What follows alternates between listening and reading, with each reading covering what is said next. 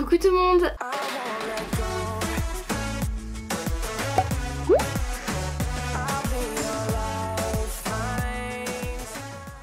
J'espère que vous avez le smile. Alors aujourd'hui moi je suis super contente de vous retrouver dans cette toute nouvelle vidéo pour vous faire une vidéo comment faire pour s'en foutre du regard des autres.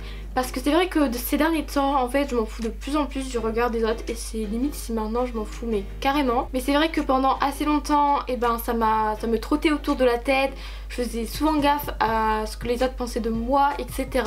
Et je vais vous donner un peu mes conseils pour oublier tout ça, pour ne plus y faire attention. J'espère que la vidéo va vous plaire et qu'elle va vous être surtout utile et je vous laisse avec la suite. Alors je pense que déjà le premier point donc pour parvenir à s'en foutre du regard des autres, c'est se poser les bonnes questions, c'est-à-dire pourquoi en fait je me préoccupe du regard des autres et de quoi j'ai peur. Je pense que ça c'est vraiment les deux questions à se poser.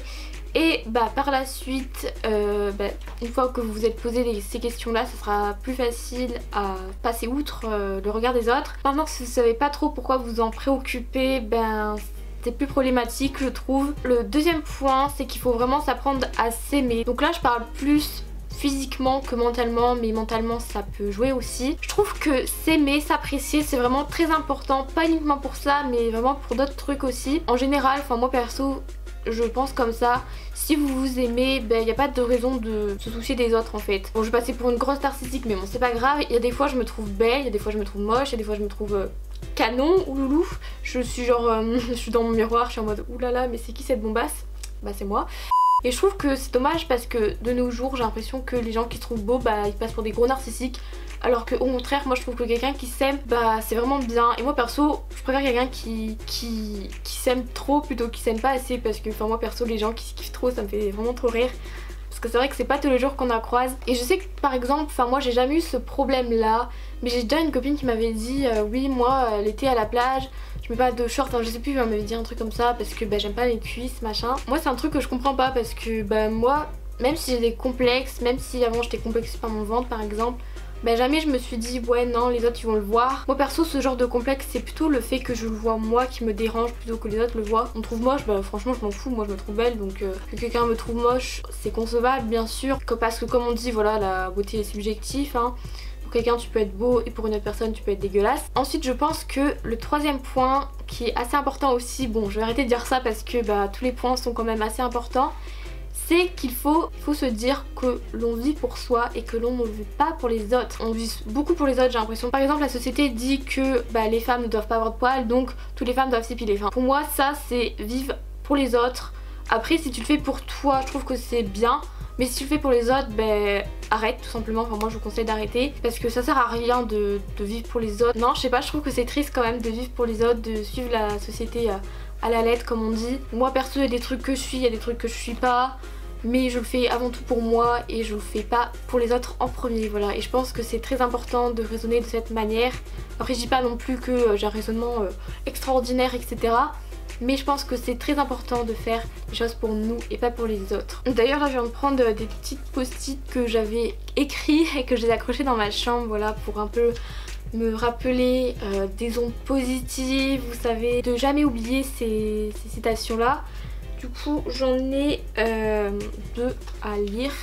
Donc la première c'est si vous vivez votre vie selon le regard des autres, vous ne vivrez jamais votre propre vie, de Franck Nicolas.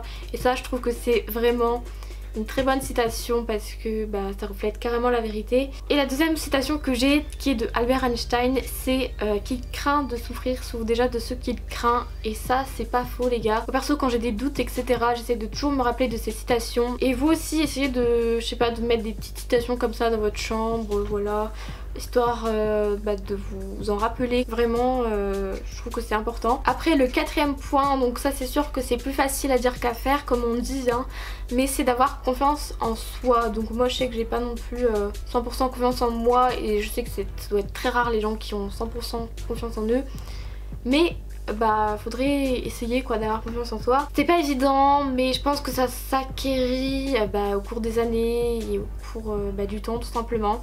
C'est pas du jour au lendemain que tu vas avoir confiance en toi. Encore une fois je trouve que c'est vraiment très important d'avoir confiance en soi, donc d'avoir confiance en ce qu'on est, d'avoir confiance en ce qu'on fait surtout.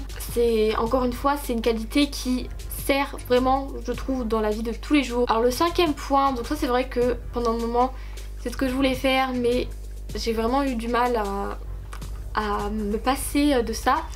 C'est de se dire tout simplement qu'on ne peut pas plaire à tout le monde. Il y aura toujours des gens pour vous détester, il y aura toujours des gens qui seront là à vous aimer. Et écoutez, c'est comme ça, c'est la vie, on peut pas plaire à tout le monde. Chacun est différent, chacun a ses propres goûts. Je pense que le principal c'est avant tout de se plaire à nous-mêmes. Après les autres, franchement on s'en fout. D'ailleurs je pense que c'est en vous appréciant vous-même que les gens vont vous apprécier par la suite. Après c'est sûr qu'il y aura toujours des gens qui vous aimeront pas, hein, enfin je pense. Voilà, enfin c'est la vie quoi. Moi je sais qu'avant pendant un moment je voulais plaire à tout le monde.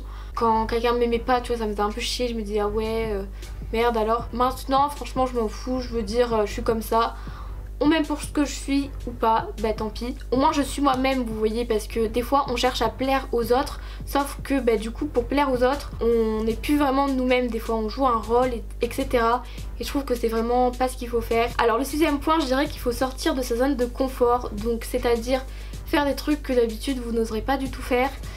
Donc ça peut être vraiment des trucs bidons en mode dire bonjour aux gens dans la rue, à par exemple sortir en pyjama faire ses courses. Voilà, il y a vraiment plein de trucs. Après à vous de trouver votre propre objectif. Je trouve que ça c'est vraiment très important de sortir de sa zone de confort parce que c'est comme ça qu'on progresse je trouve. Et moi perso, quand je fais des trucs où je sors de ma zone de confort, après je suis vraiment hyper fière de moi. Et donc le dernier point je dirais que c'est d'assumer ce que l'on fait. Donc par exemple je sais pas, je vais prendre un exemple tout bidon, voilà un exemple qui me concerne d'ailleurs. Si vous faites une chaîne YouTube, voilà, si vous assumez, franchement les gens viendront pas vous faire chier, ça c'est clair et net. Si les gens voient que vous aimez ce que vous faites, si les gens voient que en vous critiquant, vous vous en foutez carrément.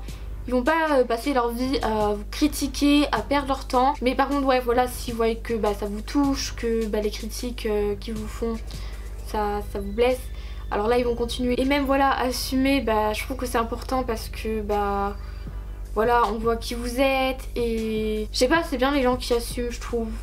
Je pourrais pas vraiment expliquer pourquoi, mais moi perso voilà, quelqu'un qui assume, je trouve que c'est vraiment chouette. C'est vraiment chouette. Je parle comme une enfant de 6 ans quoi, j'en ai archi marre. Enfin bref voilà, j'ai fini cette vidéo, j'espère que ça vous aura plu. Voilà, j'ai vraiment vous donné mes conseils, surtout les trucs qui m'ont été utiles. Du coup j'espère que vous avez aimé la vidéo. Si c'est le cas, n'hésitez pas à mettre un petit pouce en l'air. Et si vous n'êtes pas abonné, n'hésitez pas à vous abonner à ma chaîne YouTube. Et moi je vous dis à la prochaine pour de nouvelles vidéos. Bye!